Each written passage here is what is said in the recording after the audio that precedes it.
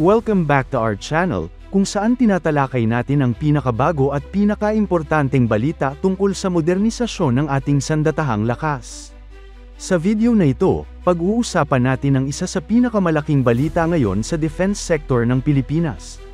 Ayon sa mga ulat mula sa Korean Defense Pages, umabot na raw sa isang napakahalagang yugto ang negosasyon sa pagitan ng Pilipinas at South Korea para sa posibleng pagkuha ng Philippine Air Force ng Korean Aerospace Industries KF-21 Boramae, ang pinakaambisyosong 4.5 generation fighter aircraft program ng South Korea. At ang pinakamalaking twist dito, handa raw ang South Korea na ibigay o i-reallocate ang production slot na nakalaan sana para sa kanilang sariling Air Force para lamang mapabilis ang delivery sa Pilipinas. Isang napakahalagang development ito, dahil hindi lahat ng bansa ay handang magbigay ng sarili nilang production priority para lamang masatisfy ang requirement ng ibang bansa. Kaya ang tanong ngayon, bakit willing ang South Korea na gawin ito? At ano ang ibig sabihin nito para sa Philippine Air Force at sa ating multi-role fighter acquisition project? Pero bago tayo magpatuloy, tandaan natin na ang matatag na Pilipinas ay hindi lang nabubuo sa lakas militar, kundi sa maayos na pamahalaan, paglaban sa korupsyon, pagtanggi sa political fanaticism, at pagsugpo sa fake news. Mahalaga yan para sa tunay na seguridad at katatagan ng bansa. Simulan natin sa sitwasyon ng negosasyon. Ayon sa Korean reports, umabot na raw ang pag-uusap sa tinatawag na contract-level negotiations. Ibig sabihin, hindi na ito simpleng interest o exploratory talks. Nasa punto na ito kung saan ang dalawang panig ay nagdidetail na ng posibleng terms of agreement, delivery schedule, configuration, at structure ng procurement.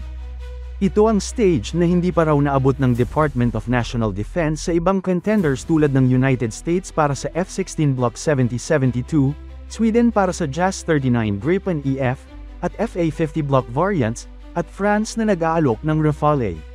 Kung totoo ang ulat, malinaw na malayo ang narating ng Pilipinas at South Korea sa pag-uusap kumpara sa ibang bansa. At isa sa biggest selling points ng KF-21 ay ang bilis ng delivery.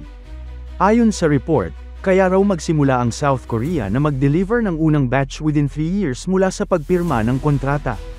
Para sa Philippine Air Force na ilang dekada nang naghahangad ng tunay na multi-role fighter capability, ang 3-year delivery ay napaka-attractive kumpara sa backlog issues ng iba. Ang unang batch na pinag-uusapan ay 12 units ng KF-21 Block 1. Ang Block 1 configuration ay primarily designed for air defense operations. In other words, ito ang magiging backbone ng Philippine Air Defense Command, isang kakayahang matagal ng kulang sa ating bansa. Ang follow-on orders naman ay nakatutok sa Block 2, na may mas advanced na kakayahan tulad ng air-to-ground strike operations at electronic warfare. Bukod pa dito, posible ring i-upgrade ang unang batch na Block 1 upang umabot sa Block 2 standard sa hinaharap. Dito lumalalim ang significance ng offer ng Korea. Bukod sa maagang delivery timeline, handa raw ang Korean government at kaya na i-reallocate ang production slots na originally para sa Republic of Korea Air Force. Hindi ito first time na nangyari. Noong 2014, nang bilhin ng Pilipinas ang FA-50PH Fighting Eagle, ginawa rin ng South Korea ang ganitong strategy upang mapabilis ang delivery.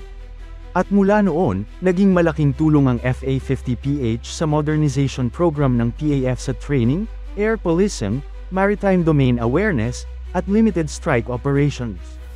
Kaya malinaw na sinusubukan muling ulitin ng South Korea ang parehong formula, pero this time sa mas advanced na fighter aircraft platform. Ngayon, punta naman tayo sa isa pang malaking punto ng negosasyon. Nakalatag daw sa table ang posibilidad ng pagtatayo ng maintenance, repair, and overhaul facility dito mismo sa Pilipinas. Hindi lang ito simpleng maintenance shop, isa itong strategic investment na magpapahintulot sa Philippine Air Force na ipagawa, i-maintain, at i-repair ang kanilang Kai-made aircraft nang hindi umaasa sa overseas facilities sa South Korea. Kung may tatayo ang MRO ng ganitong level, malaking panalo ito hindi lang para sa PAF kundi pati para sa broader Philippine defense industry. Hindi lang ito MRO. Kasama rin sa pinag-uusapan ang assembly capability ng KF-21 dito sa Pilipinas. Ibig sabihin, posibleng magkaroon ng assembly line sa bansa kung saan pwedeng i-assemble ang KF-21 at potential future orders ng FA-50 o iba pang aircraft mula sa KAI.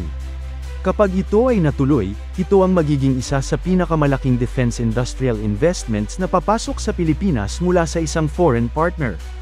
Kung ikukumpara sa offers ng ibang bansa, dalawang kumpanya na ngayon ang nag-offer ng MRO investment sa Pilipinas, Lockheed Martin at KAI.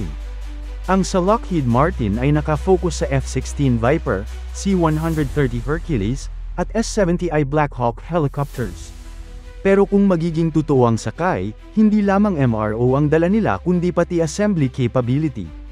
Kung iisipin, ito ay isang major leap for Philippine aerospace industrial capacity.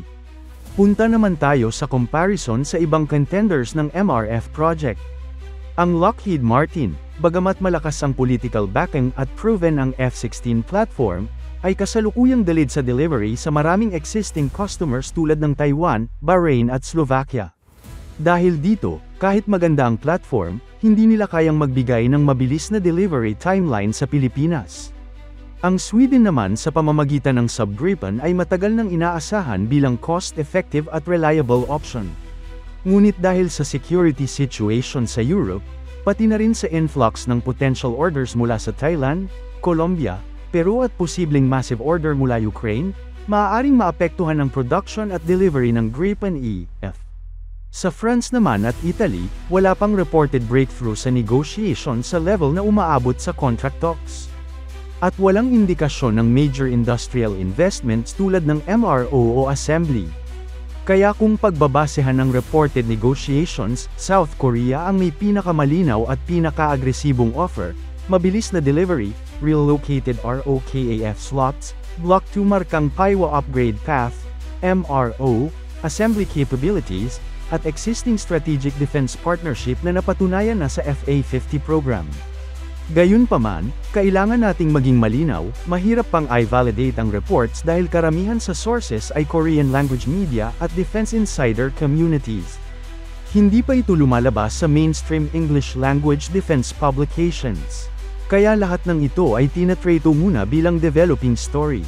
Sa puntong ito, kailangan nating hintayin ang official confirmation mula sa Department of National Defense, Armed Forces of the Philippines, o mismo mula sa Korean government at KAI. Pero kung tama ang direksyong ito, maaaring ito ang pinaka-advanced na pagkakataon na magkakaroon ang Pilipinas ng tunay na multi-role fighter capability na kayang sumabay sa modern threat sa region, lalo na sa West Philippine Sea. Isaalang-alang din natin ang strategic importance ng KF-21. Ang Boracay ay hindi lumang aircraft na nirevamp lamang. Isa itong modern fighter platform na pinagsamang teknolohiya mula sa South Korea, Indonesia, at iba pang global partners. May advanced avionics, AESA radar, stealth-reduced shaping, at multi-role weapons compatibility. At ang pinaka-importante, ito ay platform na may long-term growth potential. Hindi ito end-of-life na system. Ibig sabihin, pwedeng umabot sa decades ang kanyang relevance habang binibigyan ng continuous upgrades. Kung papasok ang Pilipinas ngayon pa lang, magiging parte tayo ng early adopters group. Ang advantage nito ay mas mabilis na customization, mas malaking say sa future upgrades, at possible long-term industrial benefits kung matutuloy ang assembly at MRO facility. Ito ang mga bagay na hindi ibinibigay ng ibang competitors. Para sa isang bansa na decades nang walang high-end fighter jets, malaking leap ang KF-21. Ang tanong na lang, makakayanan ba ng Pilipinas ang financial commitments, logistical preparations, manpower development, at long-term sustainment ng ganitong platform? Ang modern fighters ay hindi lamang binibili, pinapanatili sila at ina-upgrade continuously. Ngunit kung ang KAI ay nag-aalok ng localized support infrastructure, magiging mas manageable ito para sa PAF. Para sa ngayon, malinaw na ang South Korea ang pinaka-compelling na partner sa MRF program. May proven track record sila sa Pilipinas, solid political ties, mabilis mag-deliver, at willing mag-invest sa ating local aerospace development. Ngunit hindi pa tapos ang kwento. Nasa critical stage ang usapan, at sa mga susunod na buwan, malalaman natin kung ang Pilipinas ay officially papasok sa pinakamahalagang air combat upgrade sa ating kasaysayan. Hanggang sa may official statements, patuloy nating babantayan ang development na ito. Dahil kung magiging totoo ang lahat ng ulat, ang KF-21 Boracay ang maaaring maging pinakamalaking game changer para